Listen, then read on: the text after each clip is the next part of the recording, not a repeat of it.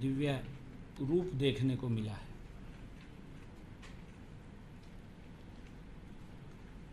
श्री रामलला के दर्शन 2.5 करोड़ हरियाणा वासियों के सुखद भविष्य के लिए आने वाले 100 दिनों में हम कड़ी मेहनत का संकल्प लेते हुए हरियाणा के लोगों की आकांक्षाओं और अपेक्षाओं को पूरा करने का हम कार्य करेंगे। और अभी एक फैसला भी माननीय सर्वोच्च न्यायालय का आया है, जो सोशो इनकम को लेकर के हमने अपने प्रदेश के गरीब विधवाओं, गरीब अनाथ बच्चों और दशकों से सरकारी नौकरियों से वंचित गरीब परिवारों के सदस्यों,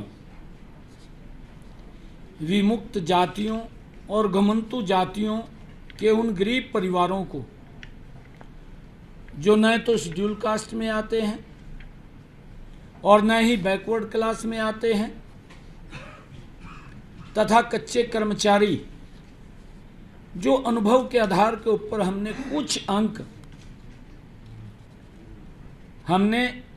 देने की हमारी वर्ष 2018 से चली आ रही इस नीति को के ऊपर आज सुप्रीम कोर्ट का फैसला आया है।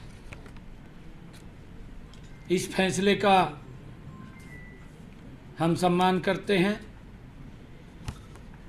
अगले 100 दिनों में, मैंने पिछले दिनों ये बात कही थी कि हम हरियाणा में 50,000 भर्तियां करेंगे। हम उन 50,000 भर्तियों का आने वाले समय में ये संकल्प लेते हैं कि हम उसको पूरा करेंगे।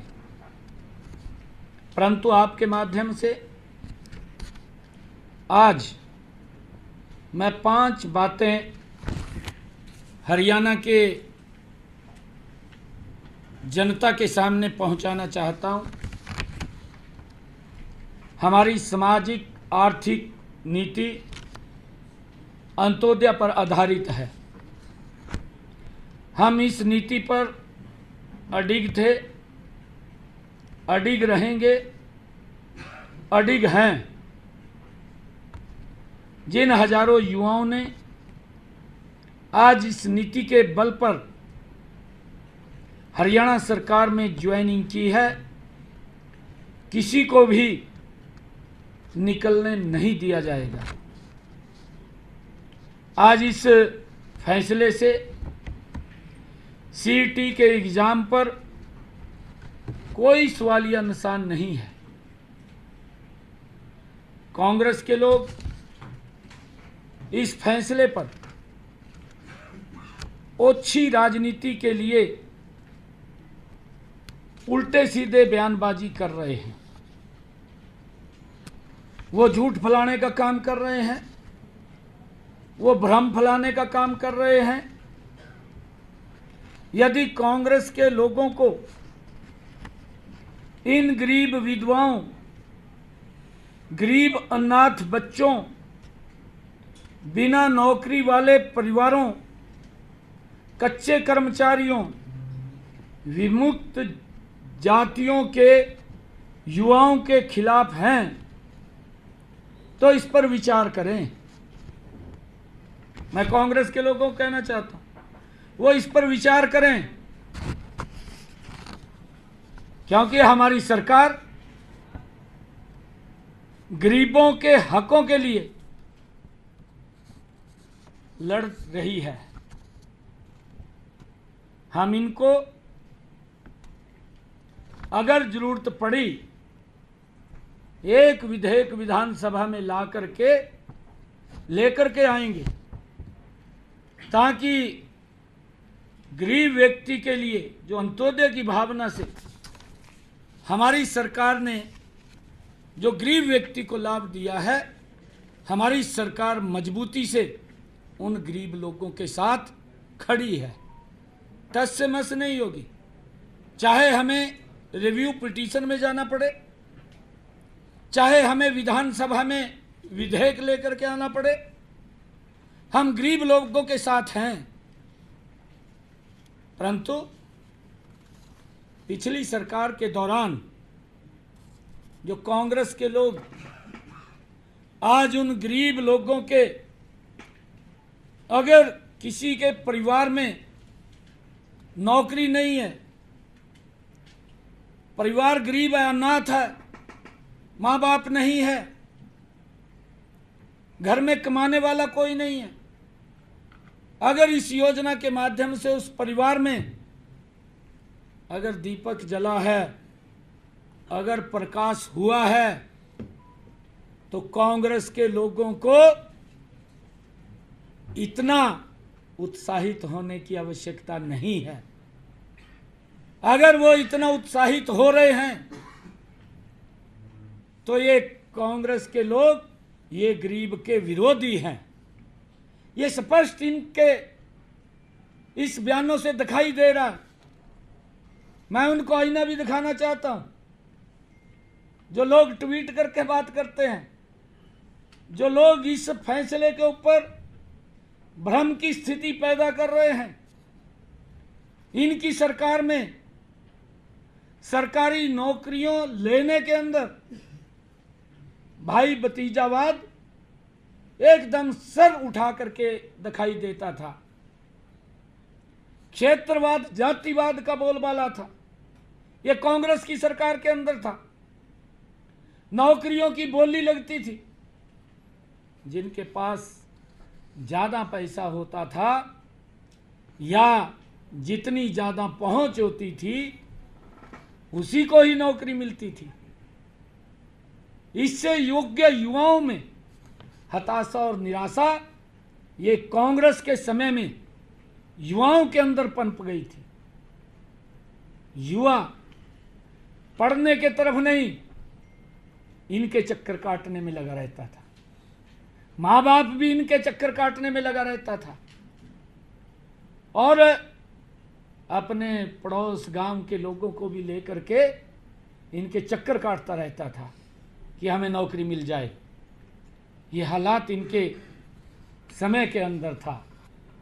परंतु गरीब व्यक्ति को, जिसके पास पैसा नहीं होता था, बहुत सारा बड़ा वर्ग एक ऐसा था जिसके पास देने के लिए वोट तो थी, परंतु इनके पास उनको देने के लिए नौकरी नहीं थी।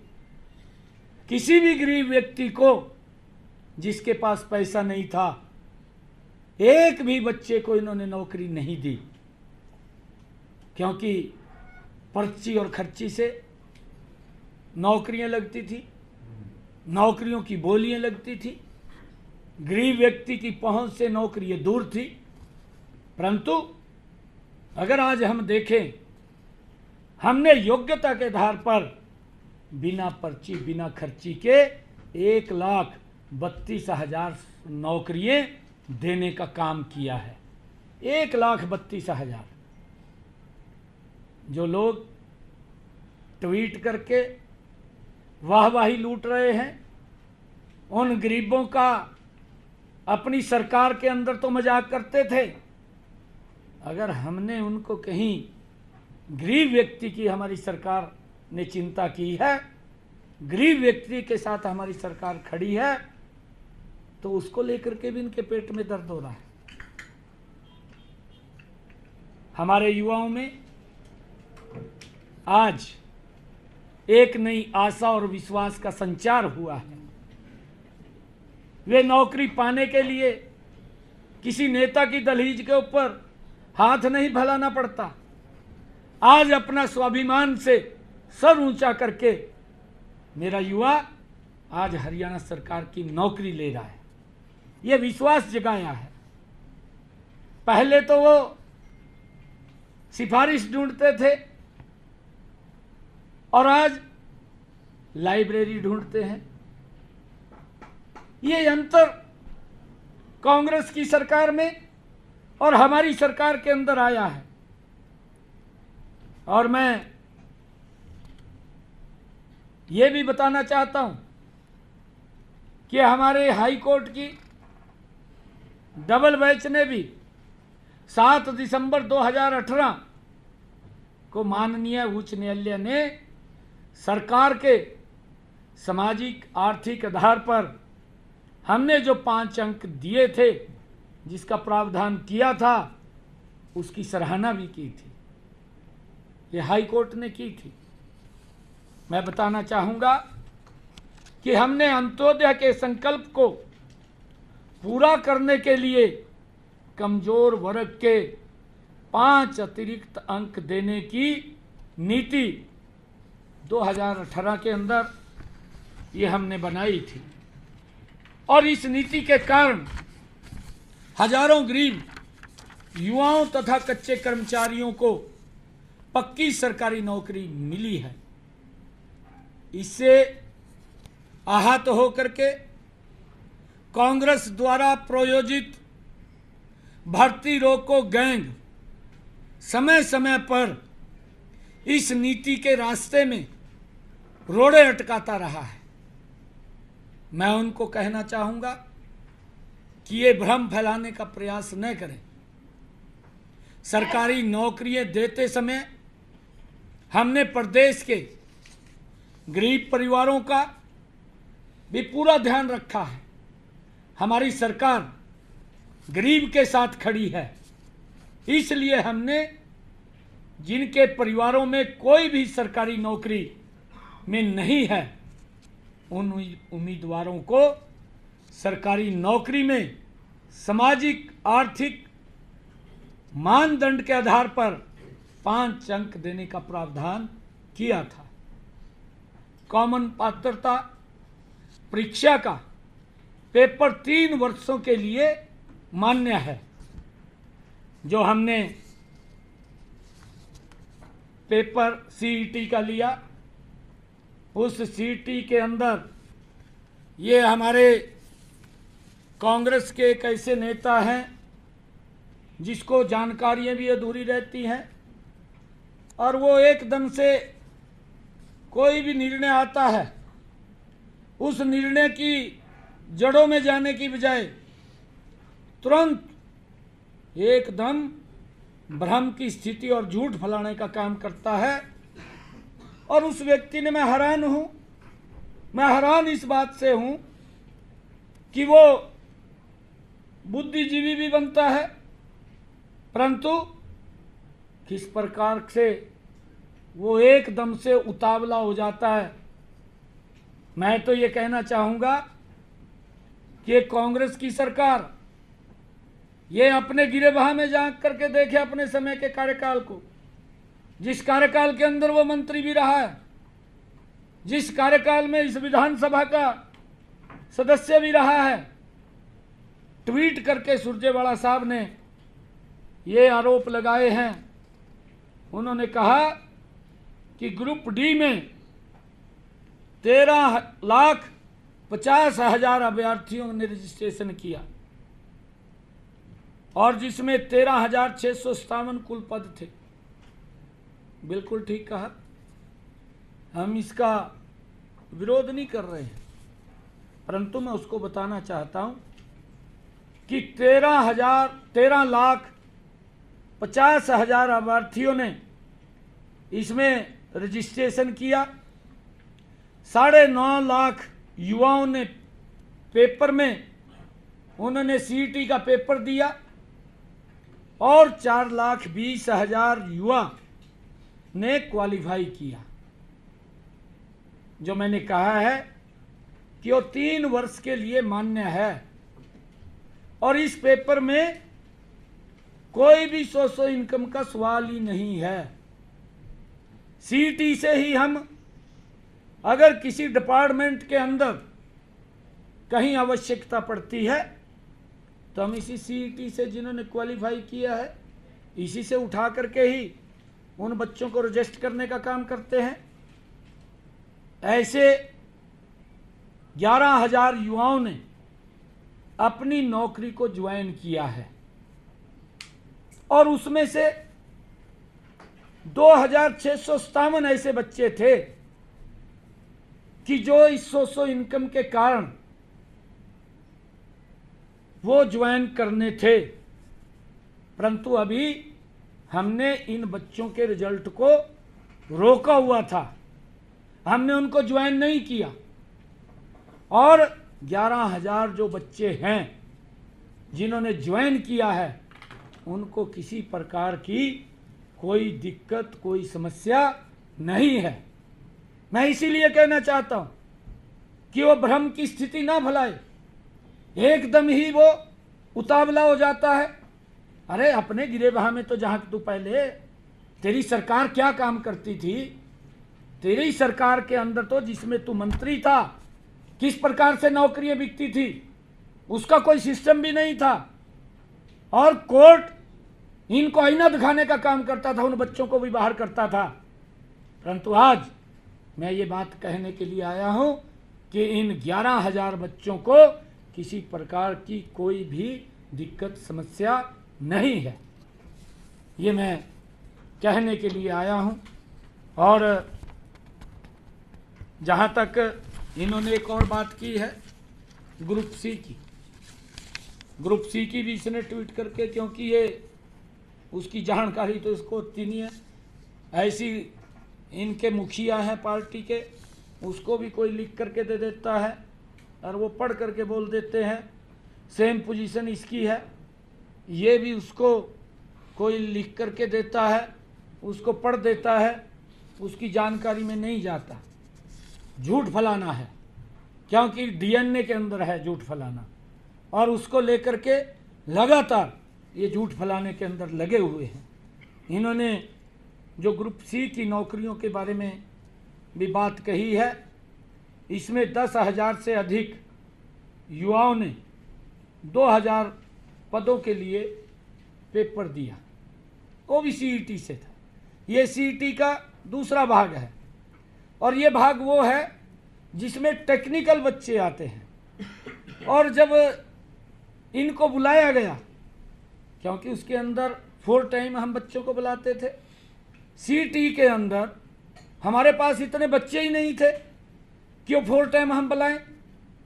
ये इसको जानकारी भी नहीं है इस बात की कि हम जितने बच्चे हैं भाई, ग्रुप डी के भी 10,000 प्लस भर्ती होगा, उनको भी चिंता करने की कोई जरूरत नहीं होगी।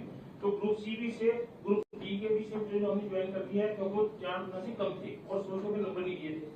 तीसरा बिंदु बचा केवल पीजीटी का, केवल जिसमें सोचो के अंकों की वजह से रिजल्ट रुका पड़ा, बाकी तो जो हाई कोर्ट का फैसला उसको लागू करेंगे, ये पॉइंट है। नहीं, देखिए उसके अंदर भी हमने ये कहा है कि जो टीजीटी के है उसका रिजल्ट रुका हुआ है, और ये रिजल्ट इसी कारण से रुका था कि जो भर्ती रोको गया ये कोर्ट के अंदर गया, और ये कांग्रेस द्वारा प्रायोजित है। ये बिल्कुल उसका चेहरा एकदम जनता को सामने वो दिखाई दे रहा है। ये कांग्रेस के लोगों ने जितनी भी हमने भर्तियां की हैं, ये जो भर्ती रोको गैंग है उसके पास जाकर के उसको आगे कर देते हैं और वो जाकर के कोर्ट में खड़े हो जाते हैं। परंतु मैंने आपको फिगर दी है, हमने 1,32,000 नौकरियां बिना पर्ची, बिना खर्ची के दी हैं। परंतु ये भर्ती रोको गैंग हर भर्ती के अंदर ये कोर्ट में गया है। एक भी भर्ती ऐसी नहीं है कि जिसको इन्होंने डिस्टर्ब ना किया हो। परंतु हमने ट्रांसपेरेंसी आधार पर बिना पर्ची, बिना खर्ची के हम युवाओं को नौकरी दे रहे हैं। ये हमारा कमिटमेंट है, और आगे भी मैं प्रदेश के युवाओं को इस बात से सुनिश्चित करना चाहता हूं कि आपके हकों के ऊपर किसी प्रकार की आंच हम नहीं आने देंगे। हम मजबूती से आपके विश्वास को कायम रखने का काम करेंगे। परंतु ये कांग्रेस के लोग जिस प्रकार से झूठ बोल करके लोगों के अंदर जो बची हुई भर्ती है पदों की जो है, वो अब जो बची हुई भर्ती है वो हाईकोर्ट के फैसले के अनुसार हम कंप्लीट करेंगे। बिल्कुल, मैंने कहा है ना 50,000 भर्ती है विद इन 1 हफ्ते के अंदर। 1 हफ्ते के अंदर जहां जहां भी विभागों के अंदर हैं, जो प्रक्रिया चलेगी, हमारा हरियाणा स्टाफ सिलेक्शन कमीशन इसको आयोजित करता है, उसको आदेश दे दिए हैं कि आप तुरंत भर्ती करें। और क्योंकि अभी तो 500 के नंबर पे उसकी हम लड़ाई लड़ेंगे, उसकी लड़ाई हम लड़ेंगे। देखिए ये भर्ती रोको गए, मैं आप फिर ये बात कह रहा हूं कि उन गरीबों के साथ कुठाराघात करने का काम ये कांग्रेस ने किया है, कांग्रेस के नेताओं ने किया है। उन्हीं के ही एक भर्ती रोको गैंग सदस्य हैं जो इस प्रकार के गरीबों को भी नहीं बख्श रहे, गरीबों का भी शोषण करने का काम कर रहे। अरे जिसके घर के अंदर एक मिनट जिसके घर के अंदर आज तक अंधेरा है और हमने उस गरीब परिवार के घर में उजाला देने का काम किया है, ये कांग्रेस के लोग चाहते हैं कि उस घर में फिर अंधेरा छा जाए, परंतु हम उस अंधेरे के लिए गरीबों के साथ खड़े हैं, उसकी लड़ाई लड़ेंगे, मजबूती से लड़ेंगे, उनको भी चिंता करने की जरूरत है। आज तो मैंने यही बात करनी जो विधेयक लाने की बात हो रही है, इसका क्या प्रारूप रहेगा? वो बता देंगे, वो आपको बताएंगे। इसके माध्यम से सुप्रीम कोर्ट के फैसले को पलटा जा सकता है, रोका जा सकता है? नहीं, देखिए हम गरीबों के साथ खड़े हैं, हमें अच्छा लगेगा हम विधानसभा के अंदर कानून बनाएंगे, बिल्कुल हम बिल्कुल विधानसभा के अंदर कानून बनाएंगे, इसका बिल्कुल कानून बनाएंगे। हम गरीबों के साथ खड़े हैं, आज भी हम मजबूती से उनकी लड़ाई लड़ेंगे। ये शब्द मैंने कहना था। बहुत बहुत धन्यवाद आप सबका। कांग्रेस लगातार ये कह रही है कि बेरोजगारी हरियाणा में बढ़ रही है, युवाओं को रोजगार मिल नहीं रहा, सारी भर्तियां कोर्ट में लटकी हुई है। और वो ये कहते समय आप उनकी पर्ची की बात करते हैं, वो कह रहे कि पिछले 8-9 साल में हरियाणा स्टाफ सिलेक्शन कमीशन पर आरोप लगे, एचपीएससी में पैसे पवन जी मैंने पहले भी कहा है, मैं दोबारा रिपीट कर रहा हूं, मैंने कई जगह कहा है, कांग्रेस के मुखिया जो 2004 से लेकर के 14 तक रहे, 10 साल, भूपेंद्र सिंह हुड्डा, रणदीप सुरजेवाला जो सरकार के अंदर था, श्वेत पत्र जारी करके बताए। मैं फिर आज कह रहा हूं, मैं खुले मंच से आज पूरे प्रदेश की जनता को आपके माध्यम से मैं फिर ये बात कह रहा हूं, मैं कांग्रेस के लोगों को, भूपेंद्र सिंह हुड्डा को कह रहा हूं कि वो श्वेत पत्र जारी करे 10 सालों में कितने युवाओं को रोजगार दिया है। वो आज भर्ती की बात कर रहे हैं ना, मैं बड़े विश्वास के साथ कह रहा हूं कि हमने 9.5 वर्षों के अंदर 1,32,000 भर्तियां बिना पर्ची बिना खर्ची के की हैं। 50,000 की मैंने घोषणा की है, आने वाले 2 महीने के अंदर 50,000 और भर्तियां करेंगे। वो भी बताएं श्वेत पत्र जारी करके कि हमने इतनी भर्तियां की हैं, किस आधार के ऊपर की हैं, क्या भ्रष्टाचार होता था, किसकी पर्ची चलती थी, किसकी खर्ची चलती थी, उसका भी बताने का काम करें। सीएम साहब एक महत्वपूर्ण सवाल है, हुड्डा ने प्रेस कॉन्फ्रेंस की थी आज, उन्होंने कहा कि ओबीसी मैंने भी कर दिया आज प्रेस कॉन्फ्रेंस। आर्थिक आय जो आपने बढ़ाई है 6 से 8 लाख, वो उन्होंने डिमांड की थी विधानसभा में, फिर करी क्यों नहीं उन्होंने क्यों नहीं करी? ये करनी चाहिए थी, मनोहर सरकार। अरे भूपेंद्र हुड्डा ने करनी चाहिए थी। अरे ओबीसी का शोषण किया इन लोगों ने, इनको तो वोट बैंक के रूप में देखते थे ओबीसी को, उनको अधिकार नहीं देते थे, ये अधिकार भी हमने दिया है। और केंद्र के अंदर भी मोदी जी ने ओबीसी समाज को सम्मान दिया है। थैंक यू, आप सबका बहुत बहुत धन्यवाद।